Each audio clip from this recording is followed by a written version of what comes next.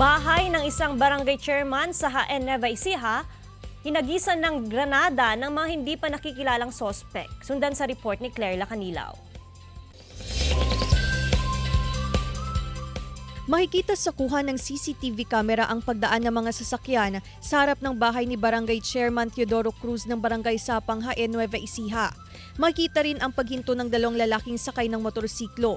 May hinagis na bagay, saka mabilis na umalis. Kinabukasan na nang madiskubre ang isang granada sa gilid ng bakod sa loob ng compound ng pamilya Cruz. Agad itong inireport sa pulis. Wala na raw pin ang granada, mabuti na lang hindi sumabog. May tumawag na sa isa sa kasamahan namin na 4 yung pasasabugan ng granada.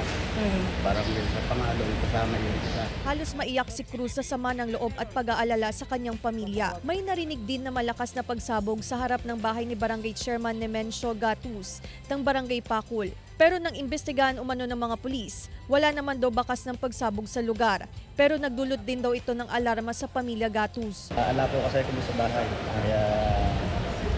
Kaya po yung mga pag-misis ko talaga pinagulat sila. Yung mga kalapit na Nananawagan ng masusing investigasyon sa insidente ang Liga ng mga Barangay.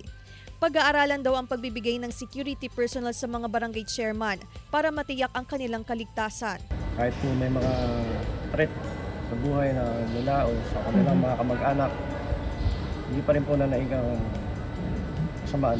Wala pang pahayag ang mga otoridad ukol sa magkasunod na insidente. Claire Lacanilaw para sa Mornings with Jimmy Regional TV.